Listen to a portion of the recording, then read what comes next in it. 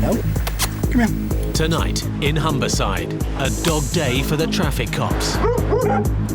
Friendly, aren't they? And a bad day for motorists who are out of their heads. That'll do it. Out and running. The engine's still red hot, so there's obviously people somewhere around it. And out of sight. Come out. Come out. Every dog has its day. It might just be a bald tyre. It might be £60,000 worth of cannabis. So we have to believe that at any particular time that these people are trying to get away for very serious reasons.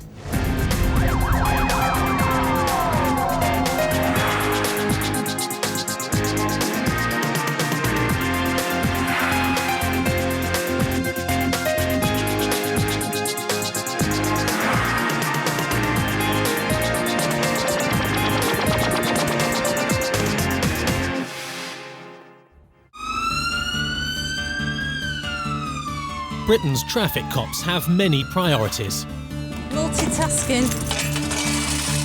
From clearing up smashes and catching motorists breaking the law, What are you doing in there? to arresting drink drivers, and even going to the aid of stranded pets. We've had a call from a member of the public in relation to a dog that's been left to the back of a vehicle. That man's barking. Yeah, go ahead.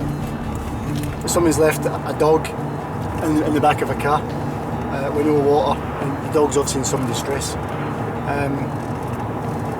Obviously, you can't believe your animal in the back of a car on a day like this with no water. It's cruel. Dealing with animals is hardly what PC Ricky Dowell imagined he'd be doing when he decided to leave the Marines for a life in traffic. I was looking for something that there was variation in, but I didn't want to be sat in an office, I didn't want to be sat in a factory. I wanted something where I could be outside and use some of the skills that I'd learned in the military and use them in the police. His military training has given him an idea how to save the dog. You can smash the window with your asp and rescue the dog, and you can be the dog saviour guy. It's just a matter of finding it in a parked-up Mitsubishi 4x4. Did they say it was a car park on Robert Street? Well, I say it was actually on Robert Street. Somewhere in Scunthorpe, aka Scunny. It's got a bit now. I think it's the Pajero. It should be the right one. It's a Mitsubishi Pajero. I'll spin round.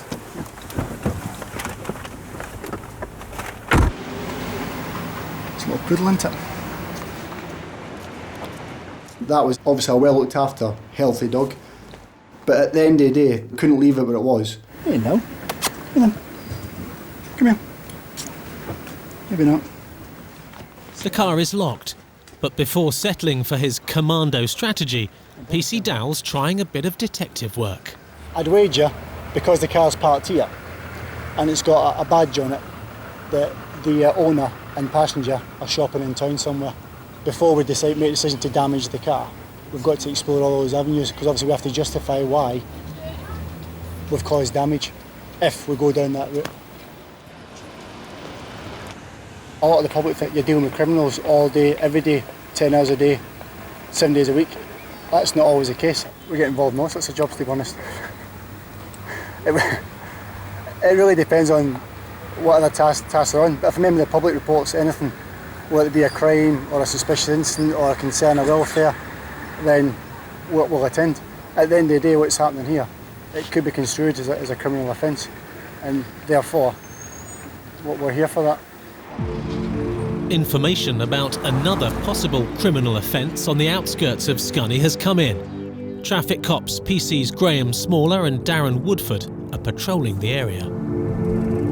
We've had a call from ambulance control requesting assistance with a male who they thought was having a fit in his car.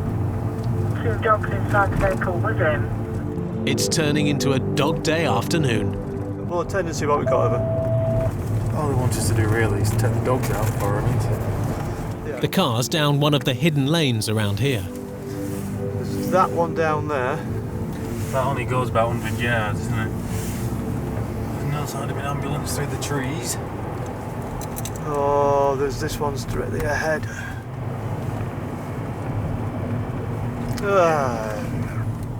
8-1, show us on scene, please, with the ambulance. Go on, Roger, thank you. They found you. The report came initially of a gentleman in a car at the location who possibly had been taken ill. There was a lorry here going down to the wharf. Yeah. This vehicle was in the middle of the road. Yeah. The guy couldn't get through and he was just stuck in the front of the vehicle. Right. Okay. The ambulance crew had got him into the ambulance and they'd done their quick health checks on him and they were happy that he was physically okay. We couldn't take him to the hospital because in the front of the vehicle has God knows how much money. In the ambulance. I'll just have a look in the vehicle. The man must have come here to take his dogs for a walk or to count his money in peace. There's an amount of cash that's strewn about the inside of the vehicle and a couple of excitable dogs. And more significantly, there's something to explain why the man took his turn for the worse. Aha! He's been on a bender. That'll do it. Now he's going to be breath tested. Big breath and blow. Even though the man hasn't been seen driving his car, it's still illegal to be in charge of it when drunk. He was heavily intoxicated. You could smell it on his breath, his eyes, dead giveaway, his speech. There was a definite incoherence as well with him. That's it, keep going, keep going. Well, that's enough, mate, yeah. I couldn't personally believe the result that came out. It was 145 in that region when it came through, and that's certainly the highest reading I've ever had from a driver at the roadside. Right, so I must tell you, I'm arresting you for providing a positive roadside breath test. That is very high. You've got to drink a lot of alcohol to have a reading of 145. The man could even get off being drunk in charge. Who would believe he's in charge when he's too paralytic to even walk? We had to lower him out the back of the ambulance because he couldn't cope with the steps as he tried to leave the ambulance. And then we had to guide him and support him whilst we got him the 20 yards to the back of the police car. Oh, good lad. Okay, and your leg up, Michael. That's Right, it. let's put your seatbelt on for you. There we go. Oh, sorry. Just lift that elbow up for me. Okay. Are we in? Can I take my dog? You can't take your dogs with you, no. Just lift that arm up for me. Oldest dog's name's Holly. Right. The younger dog's name's Lucy. Holly and Lucy. Yes. Hello. Hello. Stay there. Stay there. I want to take the money out, seal it in this bag and take it with us so that it doesn't get lost and there's no allegations made against me or Graham. Was the man ill? Well, we've sorted it, yeah. Because when we passed, I thought it was like that, but they thought, Trevor thought he was reading him out. Ah, right, So it no. made me feel really bad. No, it's all right, we're sorting him out, he's okay. The drunk is sorted, for now. There's just the problem of what to do with his dogs. We could do with somebody, if possible, to come and sit with this gentleman's vehicle with the dogs in it until something can be sorted out for them. Meanwhile, another dog needs sorting out. The little poodle still trapped in the Pajero 4x4.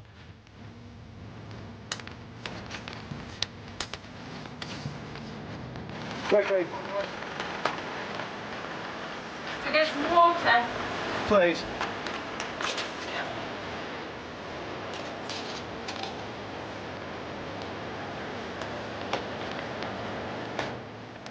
The dog's free, and brute force wasn't needed. You shouldn't have been left in the car. Not unless it's in water. You wouldn't do it to your kids, would you? Thankfully, a member of the public gave us this piece of coat hanger, which is a good old trick. And all I did was put a little loop on the end and managed to force it over the locking mechanism and pulled it at an angle and it came up, thankfully. So it worked out quite well. Hello. You're a little cutie, aren't you, eh? Oh, where is my little dog gone? Oh, where can he be? The little dog's owners might not be quite so pleased when they find their cutie has been dog-napped. I wonder how the driver's going to feel when he gets back to his 4x4 and Now then, Fluffy, let's come and get you a drink. Fluffy, Fluffy. There you go. Where are you, Fluffy? With his ears cut short and his tail cut long. Oh, where is he? They're well equipped at the police station. Come on. They've even got open-air cells Come on. for dogs. Good girl. What will happen now is the dog remain with us for the short term until we can trace the owner and obviously give the owner the dog back once we've given them suitable words of advice and consider any prosecution which might come. It's not something that happens regularly, but it does happen quite a fair, well, too much than we'd like, to be fair. It's something that we shouldn't be having to do because people should leave the dogs at home on a nice day like today. See you later.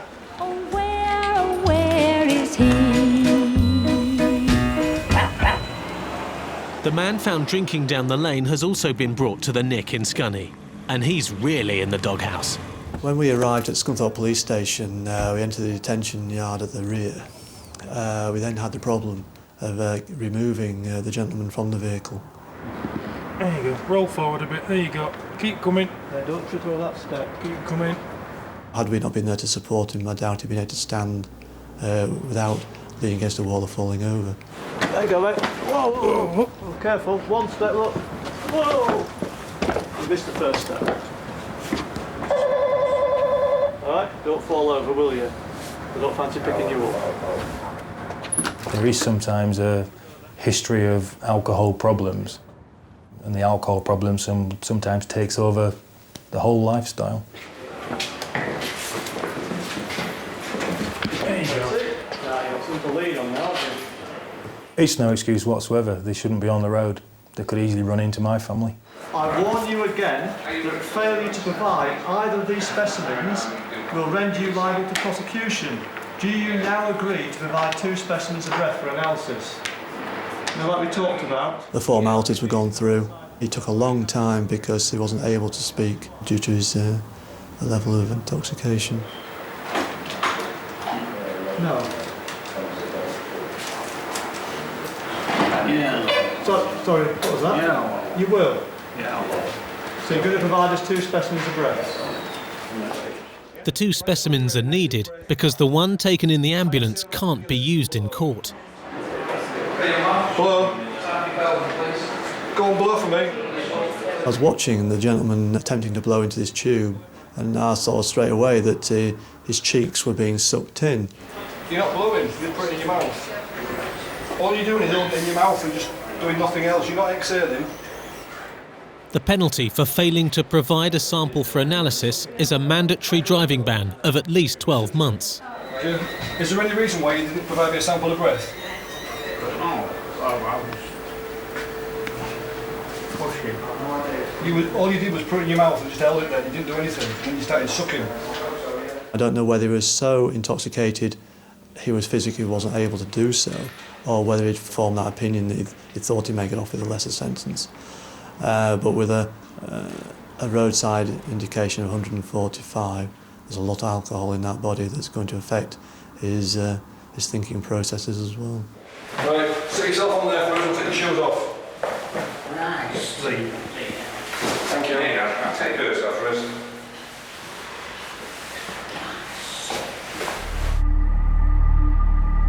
Across the River Humber in Hull, the traffic cops have a rather special panda car, a supercharged Subaru, known affectionately as Scooby-Doo.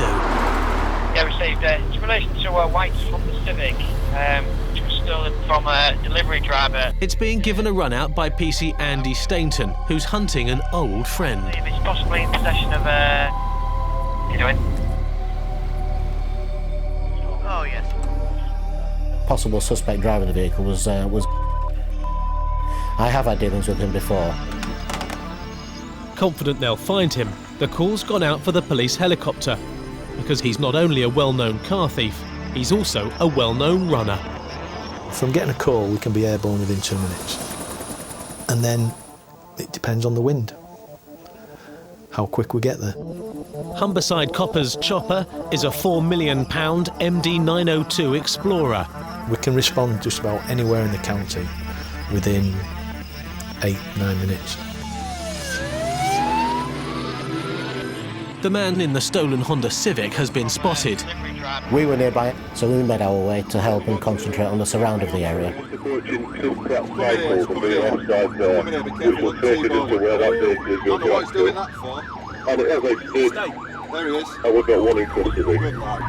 The car's been abandoned and one person's been caught, but another is out and running.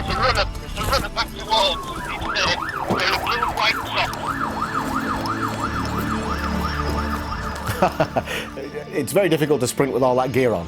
He hasn't come this way, probably he's gone that way then. Even in running gear, he would be hard to catch.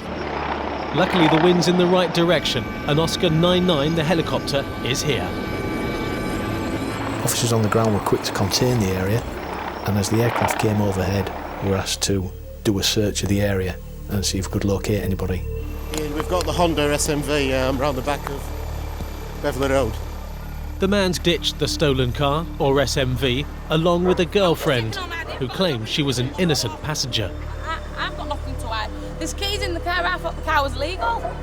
And they just offered me a lift, so obviously I said yeah, because I've got a sign on at 12:20, and I've got a job interview. She was only a young girl in her teens, I think, and having been thrown around the streets of the city at sort of 50, 60 miles an hour in the middle of the afternoon is not going to be very pleasant for her. Regardless of that, she was still in a stolen vehicle and has to answer certain questions anyway, which is why she was arrested.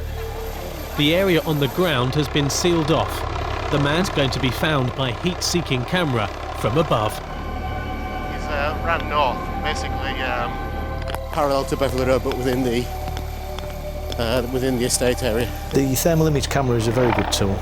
It's working on heat signatures, thermal reflection. PC Bennett has a trick of the trade for situations like this. If you see birds starting to fly away, then we'll zoom in and have a closer look, because you're looking for the slightest thing that might give them away. The birds have given the game away. Bennett spotted a possible heat source in the dense foliage. There's something on your right-hand side in the bushes.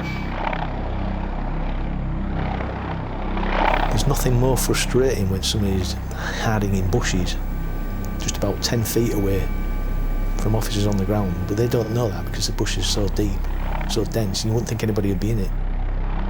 Yeah, if you look over the bonnet of the Subaru that's next to the Civic, there's a gap in the green fence. If you can go through that gap, it's just along the shrubland. The wall on your right-hand side, if you go to the end of the wall and turn around the corner. As soon as I heard them say he's in some bushes to the rear of the red brick building, I was fairly happy that the heat source they had picked up was going to be our man. The bird in the bush is about to be a bird in the hand.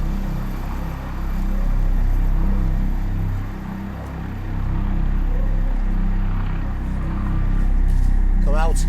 Come out. Come through, straight through this hedge here towards me. Straight through the hedge. As soon as you get to the hedge, put your arms out. Okay? To the floor. To the floor. Get down. Good lad. Okay, you're under arrest. Suspicion of talk. You don't have to say anything about how we defence if you fail to mention a question or something later in court. Anything you do say may be given evidence to. Understand, kidder?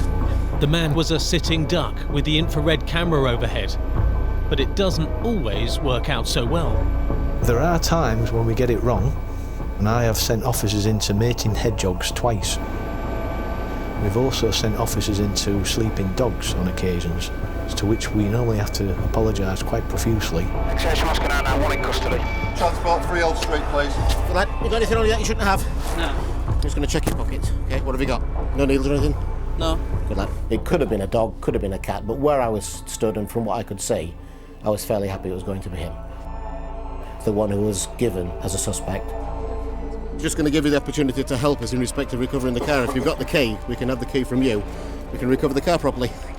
And the owner can get it back, yeah? But you haven't got the key. Okay. He knows nothing. How could it have been him? If you're not involved with the incident, why are you hidden 20 feet buried in a hedge? I think he was arrested for aggravated vehicle taking, given the fact that the vehicle was damaged. So that then makes it aggravated vehicle taking, which is one step above the normal taking without owner's consent. Nice socks, kidder. Yeah, nice, aren't they? Very pink. Say something.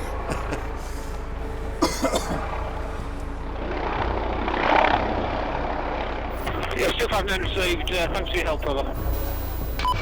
No, Roger. Exchange, if you're nothing further for us, we'll head back, get some fuel of it. 7 out of 10 of the prisoners that we get are normally the ones that would have got away. On the south bank of the River Humber, not far from the toll bridge, are some of the largest new car storage facilities in the country. There's been a report that a vehicle has crashed into a ditch on one of the nearby roads. We're looking for Haven Road, somewhere down here. They store about 25,000 cars a week in there, and we do get a few go missing off of there, obviously unlawfully. Ah, there we go. Let's get into it.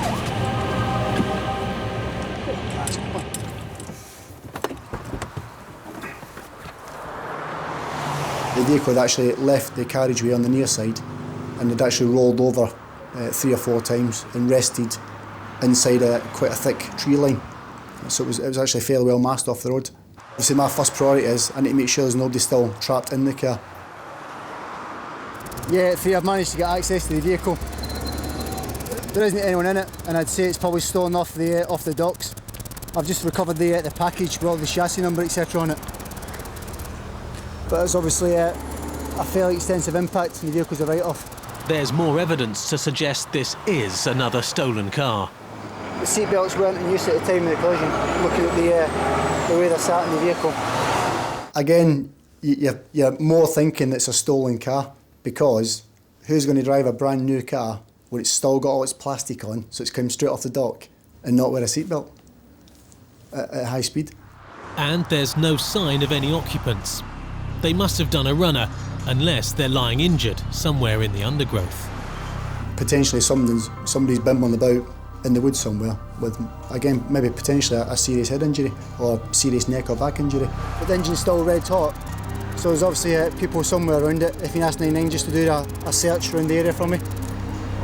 Knowing the geography in this area, I'm thinking the easiest way to locate him or her is by helicopter. Better than beating about the bush, a refuelled Oscar 99 can go into action with its infrared camera again. The helicopter's obviously got thermal image capability. They can use that to look inside the tree line for hot spots, because obviously thermal image of the heat from your body generates quite a high intensity heat, which the thermal imaging camera can pick up. Although thermal image, if you're looking at somebody walking around on the streets, you can see the shape of the person quite easily. If they're hiding in bushes, it's a completely different situation. So you're looking for the slightest bit of a heat signature that you can with a good piece of equipment, because it's the actual heat signature that will give that person away. But it's not his heat signature that's going to give this person away. It's his boss. As that was happening, a nice new blue car pulls up. If you stand by, somebody from the Peugeot company's just come to speak to me now. This one of yours? Yes. Employee's just come back now. He got brought back by someone earlier. Ambulance has just checked him out. It's not stolen then? It's not stolen, no. It's his company car. Just driven like it's been stolen then? Well, it does look that way. That's why I've come to have a look. He was actually the supervisor of the guy who'd been involved in the collision, and he tells me that this guy's absolutely fine and he's sat in the office, doesn't need any medical treatment. So I thought, so you didn't think to call the police that you've just written a brand new car off? I thought, to be honest, I thought it was stolen. That is a mess. How the hell's he come off the road? There's nothing else involved. He said he was coming down this way. No, he's coming this way. He's told me he's coming back. Oh, right. To work, so he's coming this way. There's no skid mark. No. I think they were very surprised at the damage to the car and no damage to him. I don't think they'd expect to see it rolled over 4 or 5 times and been totally trashed. Might as well go straight to a scrapper's, man. Yeah. Well, you won't be putting that back on the road again. No. It's been on its roof. As an expert in crashes, PC Dowell can spot the signs that explain why the car was on its roof that others can't. He'd been going at excessive speed, lost control, and obviously as he's been trying to fight with the wheel to correct the car, the vehicle's obviously clipped the curb and started to roll over. You can look at the tyre print here. This clearly shows the point where the vehicle's left the road. You can see all the snapped wood and all the snapped twigs. That indicate where the cars went off, rolled over. In order to leave the road and do that sort of damage and roll a car, That has to be done at a considerable speed. So either way we'll have to speak to the driver, see what his account is. The driver will be breathalyzed, and then depending on what he says from there, depends on where it goes from there. The crashed car's driver works just around the corner, although that may not be the case for long after his employers see the bill for the accident. When you think of the amount of damage that he's caused, and then the amount of time that it's taken for the emergency services and those resources, and you've got the helicopter, which costs a huge amount of money. The cost of one of those cars, I wouldn't imagine you'd get much change at about £12,000. That's totally destroyed that car. What, on the face, it would seem a minor collision, in excess could have cost £40,000, £50,000, if not more. The driver's expensive afternoon is about to get worse. It's apparent he's been drinking. As soon as I've been introduced to a driver, I can smell intoxicating liquor, absolutely straight away. As soon as he opened the door, I could smell it and I thought, he's drunk.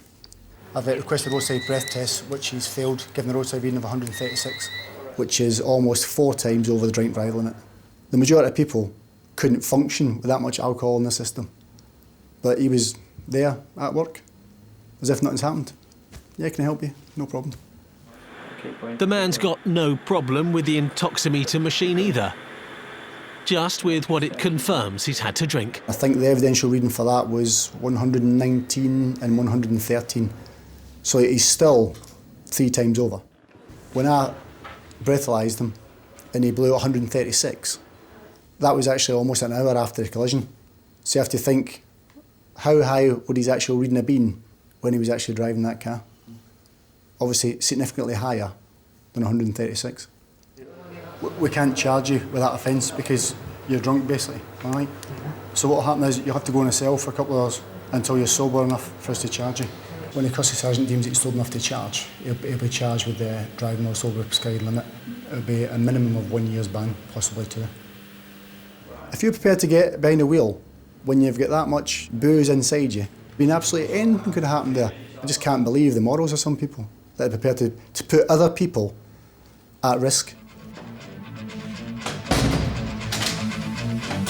When the man who crashed into the ditch and blew 3 times the limit appeared in court, he was given a 12-month suspended prison sentence and banned from driving for 28 months. But the man who was unable to blow into the intoximeter machine at all didn't lose his licence. Instead, it was endorsed with 10 points and he was fined £250. And he was able to keep Polly and Lucy. The runner plucked out of the hedge was sent to prison for 4 months for disqualified driving and aggravated vehicle taking. No action was taken against his passenger. And the owners of the poodle didn't get prosecuted for leaving it unattended. They were reunited with their cutie, but only after reporting it had been stolen.